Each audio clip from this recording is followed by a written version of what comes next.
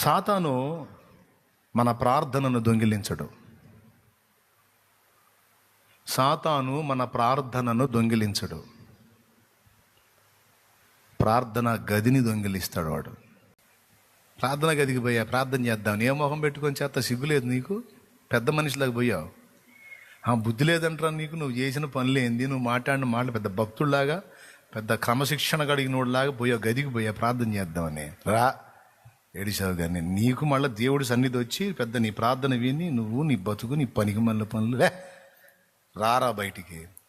నీకు నీ విషయంలో ఎన్ని ఫీలింగ్స్ అన్నా ఉండని. నా అంత ఎదవలేడు, ఓకే, నంబర్ 1 ఎదవే నువ్వు. అయినా సరే ప్రార్థన గదికి పోయి కూర్చో.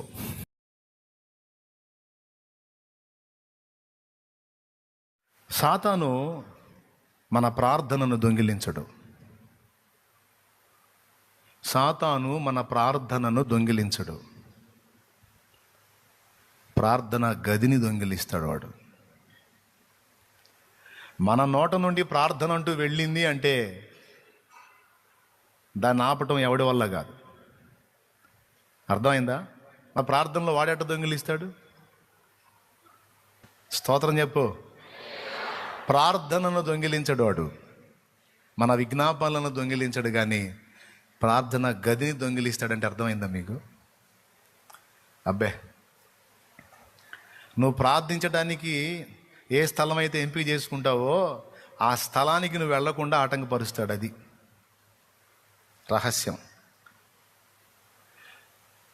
దానికి నీ మనసు కకావికలం అయ్యేటట్టు, కల్లోలం అయ్యేటట్టు, నీ మనసు అయిష్టంగా ఉండేటట్టు, రకరకాల ఫీలింగ్స్ వచ్చేటట్టు చేస్తాడు వాడు. అప్పుడు నువ్వు ప్రార్థించే గదికి నువ్వు వెళ్ళబుద్ధి కాదు. పెద్ద కుట్ర జరిగింది అక్కడ. ఎంతమందికి అర్థమవుతుంది నేను చెప్పేది? సూత్రం చెప్తున్నా, గుర్తుపెట్టుకో.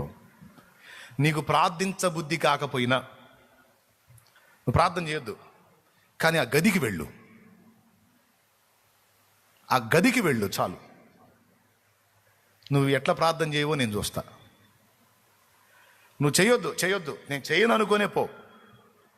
నువ్వు వెళ్ళి ఆ గదిలో కూర్చో, చతికిలబడి కూర్చో, మోకాళ్ళు కూడా లేదు, చతికిలబడి కూర్చో. దేవుడికి అదే చెప్పు, నాకు ప్రార్థన చేయబుద్ధిగా అట్లా నేను చేయనని కూర్చో. నువ్వు ప్రార్థన ఎంతసేపు చేస్తావు అంతసేపు ఒట్టిగా కూర్చొని రా.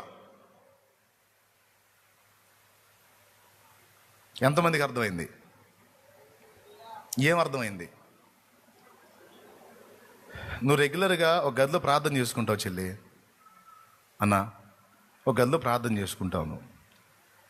ఏవో ఇంట్లో కలతలు కానీ, లేదా పరిస్థితులు కానీ, వ్యాపారంలో నష్టాలు కానీ, మంచి కానీ చెడ్డ కానీ, లేదా నీ ఆత్మీయ జీవితంలో తొందరలు కానీ, ఏదో తేడా పడ్డావు, ఏదో ఒక దూషణ చేసావు, దెబ్బ కొట్టావు, ఏదో మైండ్ డిస్టర్బ్ అయింది. ఈ ఎఫెక్ట్ ఎక్కడ పడిద్ది అంటే ప్రార్థన గదికి బాబుద్ది కాదు. అవునా కాదా? ఎంతమంది ఒప్పుకుంటారు? మైండ్ ఫ్రెష్గా ఉండి భక్తి భావంతో ఉంటేనే ఎల్లబుద్ధి అయింది, లేకపోతే ఎల్లబుద్ధి కాదు. అవునా? అన్నం తినబుద్ధి కాదా? ఎన్ని గొడవలైనా అన్నం తినబుద్ధి అయింది. నిద్రబాబుద్ది కదా? ఎన్ని గొడవలైనా నిద్ర బాబుద్ది అయింది. కానీ ప్రార్థన గదికి బాబుద్ది కాదు. చూడు, కుట్రా. నేను చెప్పే సలహా ఏంటంటే, ప్రార్థనను వాడు దొంగిలించలేడు, కానీ ప్రార్థన గదికి నువ్వు ఎంటర్ కాకుండా చేస్తాడు వాడు. అక్కడ కుట్ర చేస్తాడు వాడు. నేనంటాను ఏంటంటే, సరే ప్రార్థన చేయొద్దు, నేను చెయ్యను అనుకునే పో. ఆ ప్రదేశంలోకి పోయినప్పుడు అక్కడ దేవుడు నీ కొరకు ఉంటాడు, ఆయన చూసుకుంటాడు. ఇక నేను అందుకే లెగిస్తే ప్రార్థన తోట పరిగెచ్చేది. లెగిస్తే ఎందుకు ఆడ పరిగెత్తాను తెలుసా?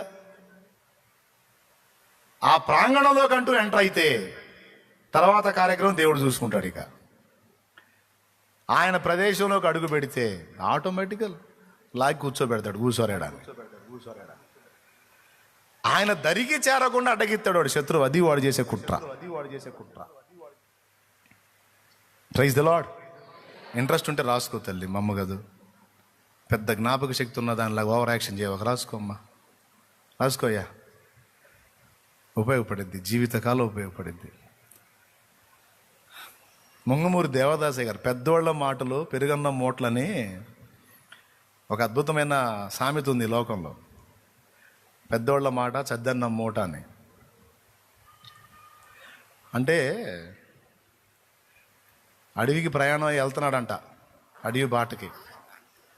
కొడుక్కి తండ్రి చెప్పాడయ్యా,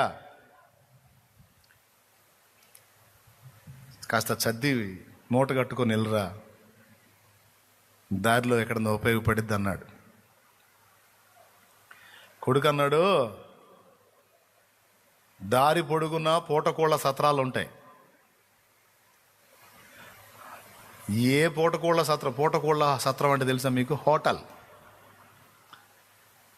కాబట్టి ఎక్కడో చోట ఏదో ఒకటి దొరికిద్దిలే నాన్న, ఈ మూటని ఏడ మోసుకుపోద్దంటే కాదయ్యా, అన్ని పరిస్థితులు ఒకే రకంగా ఉండవురా. నేను చెప్పినట్టు చేయక అంత అన్నం కట్టుకుపోయా, 4 రొట్టెలు కట్టుకుపోయా. నిజంగా అడవి బాట పట్టాడు, ఒక్క సత్రం కూడా తెరిచలేదు. పూటకోళ్ళ సత్రాలు అన్నీ మూతబడే ఉన్నాయి. అక్కడేదో కార్యక్రమం జరుగుతుంది, ఎవడు ఒక్కడ హోటల్ తెరవలా. మంచి ఎండ. అప్పుడు వాడు తండ్రి మాట వెంట తీసుకెళ్ళాడు. వాడికి ఇష్టం లేకపోయినా మొహమాటానికి పెద్ద ఆయన చెప్పాడని కట్టుకుపోయాడు. పోతే ఫలాన్ దగ్గర హోటల్ ఉంది, అది తెరిచే ఉంటుంది, ఫలాన్ దగ్గర ఉంటుంది, అది తెరిచే, అన్ని తిరిగినా లేదు. తర్వాత చెప్పారు ఏదో కార్యక్రమం ఉంది, అందరూ అటు వెళ్ళారు, ఏం లేదని. అప్పుడు ఆకలి నకనకలాడుతుంటే మూట. అప్పుడు ఒక చెట్టు చూసుకొని, కాసిన నీళ్లు చూసుకొని, ఆ చెట్టు కింద కూర్చొని, అప్పుడు ఆ మూట విప్పన్నాడు, పెద్దోళ్ళ మాట సద్దన్నం మూట. ఒకవేళ నేను కానీ నాన్న చెప్పిన మాట నీ తెచ్చుకోకపోతే ఖచ్చితంగా ఈ ఎడారిలో సచ్చేవాడిని అన్యాయంగా అని. అట్లాగా పెద్దోళ్ళు చెప్పే మాటలు. ముంగమూరు దేవదాస, అందుకే పెద్దవాళ్ళ మాటలు వినండి అయ్యా అని చెబుతాను నేను. అందుకు చెడ్డోడిని నేను కొంతమంది దరిద్రులకి. తొందరపడి ఎవరిని తోలనాడవాకండ్రా, వాళ్ళ అనుభవాలు అంత లేవు మన వయసులు. పెద్దోళ్ళు ఒక మాట చెప్పారంటే దాన్ని బోల్డ్ అంత అనుభవం ఉంటుందిరా. ఎచ్చులు పడవాకండ్రా, వాళ్ళు ఏం చెబుతున్నారు వినను రా అని చెబుతాను నేను నా తోటి వాళ్ళకి. అది నచ్చదు ఒక్కొక్కడికి. ఏం నచ్చకపోతే ఎవడు నాశనం అవుతాడు? పెద్దోళ్ళ మాటలు గౌరవించినోడు బాగుపడతాడు, నచ్చనోడు పోతాడు, ఆడే పోతాడు. ఆయన ఒక మాట బంగారం అంటే మాట చెప్పాడు దేవదాసయ్య గారు. ఆయన ఏం చెప్పాడు తెలుసా? నువ్వెంత పాపివైనా, బలహీనుడివైనా, పనికిమాలినోడివైనా, నీకు నీ విషయంలో ఎన్ని ఫీలింగ్స్ అన్నా ఉండని. నా అంత ఎదవలేడు, ఓకే, నంబర్ 1 ఎదవే నువ్వు, అయినా సరే ప్రార్థన గదికి పోయి కూర్చో. నువ్వు పనికిమాలిన రోత వెదవే అయినా పర్వాలేదు, పోయి నువ్వు ప్రార్థన గదిలో మోకాళ్ళ మీద నిలబడు. అసలు ముందు ఆ గదికి వెళ్ళు, ప్రార్థనకి వెళ్ళు. నా అంత రోతోడు లేడు సార్, అయినా సరే పరమ రోతోడా నువ్వు పోరా ప్రార్థన గదికి. పోయి నీకు మనసుంటే మోకాళ్ళు వేసి ఆ మాటే చెప్పు ఆయనకి, ఆ మాటే చెప్పు, నేను పరమ గలీజోడిని అని చెప్పు, నేను పరమ రోతోడిని అని చెప్పు, నాకు ప్రార్థన చేయ బుద్ధి కాట్లా, నాకు కాదు ఆ మాట, పోయి ఆయనకి చెప్పు.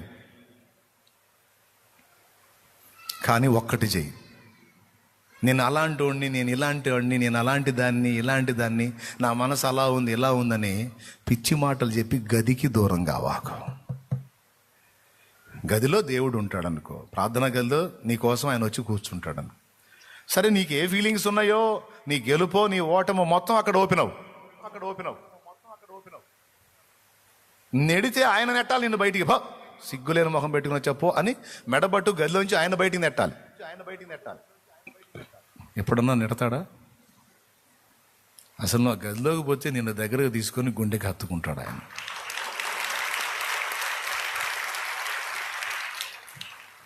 అందుకే వాడు నానా వంకలు చూపించి గదికి దూరం చేస్తాడు.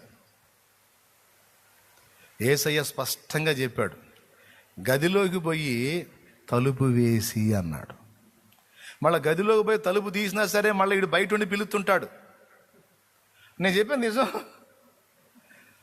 చూడండి మత్తయి సువార్త 6వ అధ్యాయం. మీరు ప్రార్థన చేయునప్పుడు, చదువు 5వ వచనం. మరియు 6:5. మరియు మీరు ప్రార్థన చేయనప్పుడు వేషధారుల వలె ఉండవద్దు, మనుషులకు కనబడవలని సమాజ మందిరములోను వీధుల మూలలోను నిలిచి ప్రార్థన చేయటం వారికి ఇష్టము. వారు తమ తమ ఫలము పొంది ఉన్నారు. 6వ వచనం చదువు. నీవు ప్రార్థన చేయనప్పుడు నీ గదిలోనికి వెళ్ళి తలుపు వేసి అది రహస్యమందున నీ తండ్రికి ప్రార్థన చేయము. అదిగో, నీవు ప్రార్థన చేయనప్పుడు నీ గదిలోనికి వెళ్ళి తలుపేసి అనే మాట ఎందుకు అన్నాడు? ఒకటి, జనానికి కనపడకూడదు. రెండు, సైతానికి గడికి కూడా కనపడకూడదు. తలుపు తీసావనుకో, జనం మెచ్చుకుంటారు నిన్ను, జనం మెప్పు వచ్చింది, దానివల్ల నువ్వు పొందాల్సింది భూమి మీదే పొందుతావు, అక్కడే ఉండదు. సో తలుపు వేయటం వల్ల నువ్వు గదిలో ఏం చేస్తున్నావు జనాలకు తెలియదు కాబట్టి అది దేవుడికే తెలుసు, అది రహస్యమందు ప్రార్థన అయింది. రెండవది, తలుపు వేయటం వల్ల ఉపయోగం ఏంటంటే, నువ్వు గదిలోనికి వెళ్ళాను అనుకుంటావు, కానీ బయట వాడు ఉంటాడు. దరిద్రుడు ఉన్నాడు కదా మనకు, వాడు సిగ్గులేనోడు, తలకాయ బగిలినోడు ఒకడు ఉన్నాడు మనకి. తోక ఊపుతున్నాడే వాడు, తోకనే పెద్ద హడావుడి చేస్తున్నాడు. వాడు బయట ఉండి ప్రార్థన గదికి పోయా, ప్రార్థన చేద్దాం, ఏ మొహం పెట్టుకొని చేస్తా, సిగ్గులేదు నీకు? పెద్ద మనిషిలాగా పోయావు, బుద్ధి లేదంటారా నీకు? నువ్వు చేసిన పనులు ఏంది, నువ్వు మాట్లాడిన మాటలు పెద్ద భక్తుల్లాగా, పెద్ద క్రమశిక్షణ కలిగినోడిలాగా పోయావు, గదికి పోయా ప్రార్థన చేద్దామని. రా ఏడిసావు కానీ నీకు మళ్ళీ దేవుడి సన్నిధి వచ్చి పెద్ద నీ ప్రార్థన విని నువ్వు నీ బతుకు నీ పనికి మళ్ళీ పనులు రారా బయటికి, రారా నాయన్న, అమ్మ రారా, రా తల్లి రా, ఎక్కువ వల్ల కాలిదే రా, నువ్వు చెల్లలే, నీకు ముఖం చెల్లలే, లేదు రా, అయిపోయింది, నువ్వు తేడా పడ్డా, నువ్వు తేడాలే రా అంటుంటాడు. అప్పుడు గదిలోకి పోయిన వాళ్ళు కూడా ఒక క్షణం ఉండి నాకు మనసు రావట్లా అని బయటికి పరిగెత్తుతారు. అది కాదు జరగాల్సింది, గదిలో పోతే టాపిమని తలిపేసే అంతే. దేవునికి స్తోత్రం కలుగునుగా. హల్లెలూయా. ప్రార్థన తోటకు పోతే ఆయనే హెత్తడి గడి. నువ్వు వచ్చినప్పుడు తలుపు తీస్తాడు, నువ్వు తోటలోకి వెళ్ళగానే బయట మెయిన్ గేట్ వేసి పడేస్తాడు. ఇక నువ్వు బయటికి పోవాలంటే ఆయన అడుక్కొని పోవాలా. దేవునికి స్తోత్రం. హల్లెలూయా. ఏమైనా అర్థమైంది నేను చెప్పింది? అందుకే చెబుతున్నాను, గదిలోనికి వెళ్ళి తలుపు వేసి కూసో. నీకు ఏడు పోతుందా? ఏడు. మాటలే రావట్లేదా? ఏడు, కూర్చొని ఏడు. నిన్ను నువ్వు తిట్టుకో, అక్కడ తిట్టుకోపోయి. నువ్వు ఎంత తేడానో చెప్పాలనిపిస్తుందో చెప్పుకో, అక్కడ పోయి ఆయన చెప్పుకోపో. నీకు ప్రార్థన చేయబుద్ధి కావట్లేదు, ఆ మొక్క కూడా చెప్పు. పాడ కూర్చొని మామూలు కూర్చొని సతికిల పడి కూర్చొని చెప్పు, నా ప్రార్థన చేయబుద్ధి కావట్లా, ఆ మాట చెప్పిరా. కానీ ప్రార్థనలో ఎంత సమయం గడపగోరుతావో అంత సమయం కూర్చొని రా, అంతే. అక్కడ జరిగే కార్యం నీకు అర్థమైద్ది. వెధవగా పోయినోడివి ధన్యుడిగా తిరిగి వస్తావు బయటికి. పూర్తి నిరాశ నిస్పృహలో వెళ్ళిన నువ్వు ఆనంద తైలముతో అభిషేకింపబడి బయటకు వస్తావు. ఉంది రహస్యం అక్కడ, అంతే. అందుకే వాడు ప్రార్థనను దొంగిలించలేడు, కానీ ప్రార్థన గదికి నువ్వు వెళ్లకుండా అడ్డగించగలడు. అందుకే ఒక భక్తుడు అన్నాడు, ప్రార్థన గదిని దొంగిలిస్తాడు సాతాను అని.